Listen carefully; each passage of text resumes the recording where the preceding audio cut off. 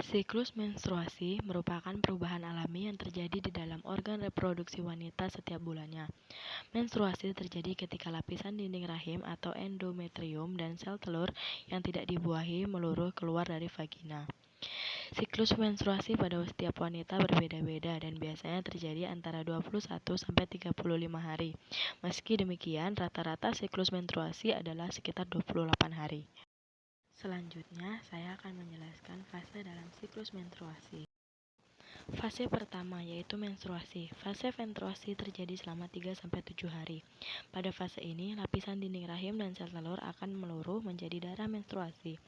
Banyaknya darah yang keluar selama masa menstruasi ini bisa bersekitar 30-40 mili. Selama 3 hari pertama, darah menstruasi yang keluar akan lebih banyak.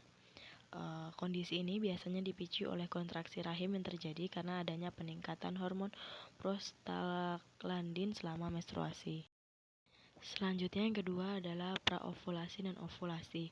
Pada fase praovulasi, lapisan dinding rahim yang sempat luruh akan mulai menebal kembali. Proses penebalan rahim berfungsi untuk mempersiapkan rahim agar bisa ditempati oleh sel telur bila terjadi pembuahan oleh sperma. Proses ini bisa terjadi pada masa subur atau ovulasi. Pada saat ovulasi, folikel yang dominan akan pecah dan mengeluarkan sel telur, kemudian bergerak menuju rahim melalui tuba falopi. Sel telur tersebut dapat dibuahi hingga 24 jam setelah dikeluarkan. Masa subur wanita biasanya akan terjadi pada waktu 14 hari setelah hari pertama haid terakhir. Meski demikian, perkiraan masa ovulasi setiap wanita tidaklah sama. Terkadang masa ovulasi bisa berubah dan hal ini akan lebih sering terjadi pada wanita yang haidnya tidak teratur. Yang ketiga adalah fase pramenstruasi. Pada fase ini, lapisan dinding rahim akan menebal. Hal ini karena folikel yang pecah dan mengeluarkan sel telur akan membentuk korpus luteum.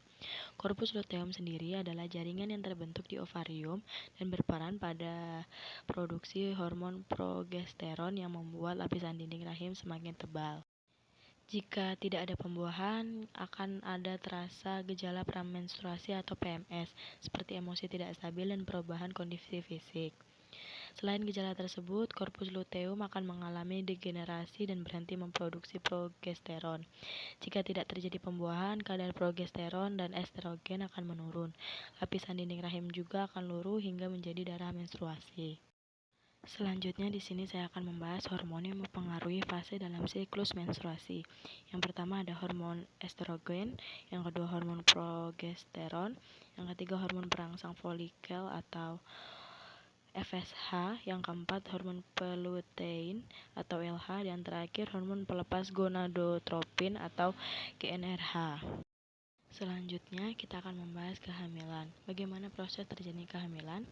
Kehamilan terjadi ketika sel telur dibuahi oleh sel sperma, lalu tertanam di dalam lapisan rahim, dan kemudian menjadi janin. Janin berkembang selama sekitar 40 minggu. Kehamilan dimulai dari pertemuan antara sperma dan sel telur ketika pria dan wanita berhubungan intim.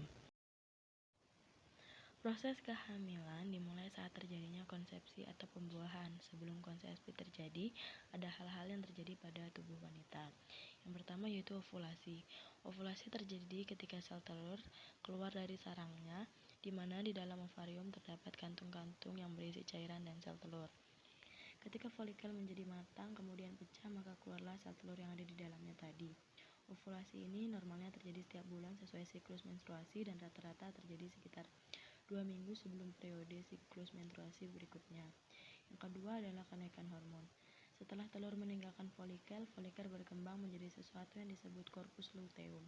Korpus luteum melepaskan hormon yang membantu menebalkan lapisan rahim untuk mempersiapkan ketika terjadi proses kehamilan nantinya. Yang ketiga adalah telur berjalan ke tuba falopi. Setelah telur dilepaskan, ia bergerak ke tuba falopi. Sel telur tinggal di sana selama sekitar 24 jam menunggu sel sperma untuk membuahi. Semua ini terjadi rata-rata sekitar 2 minggu setelah hari pertama menstruasi terakhir, atau masa ini disebut juga dengan masa subur. Telur memiliki hanya 12-24 jam, sedangkan sperma bisa bertahan selama sekitar 72 jam pada saluran reproduksi wanita. Oleh karena itu disimpulkan bahwa masa subur wanita lamanya 4 hari, yakni ke hari ke-12 dan 6-16 dihitung dari hari pertama menstruasi. Jika tidak ada sperma yang masuk untuk membuahi sel telur, maka tidak terjadi proses kehamilan dan sel telur akan bergerak menuju rahim atau uterus, kemudian hancur. Kadar hormon yang dihasilkan korpus luteum tadi kembali normal sehingga lapisan rahim yang menebal tadi menjadi luruh. Inilah yang disebut dengan menstruasi atau haid. Yang kelima adalah fertilisasi atau pembuahan. Jika salah satu sperma masuk ke tuba Fallopi dan bertemu sel telur yang telah menanti, maka terjadilah fertilisasi atau pembuahan. Proses kehamilan dimulai dari sini. Sel telur akan mengubah dirinya sehingga tidak ada sperma lain yang bisa masuk atau membuahi. Pada saat pembuahan, gen bayi dan jenis kelaminnya ditetapkan pada saat itu juga. Jika ada yang membuahi sperma yang berkromosom Y, maka anak laki-laki. Jika membuahi berkromosom X, maka jadi anak perempuan. Yang keenam, implantasi. Telur yang telah dibuahi atau zigot tetap dalam tuba Fallopi selama sekitar 3-4 hari.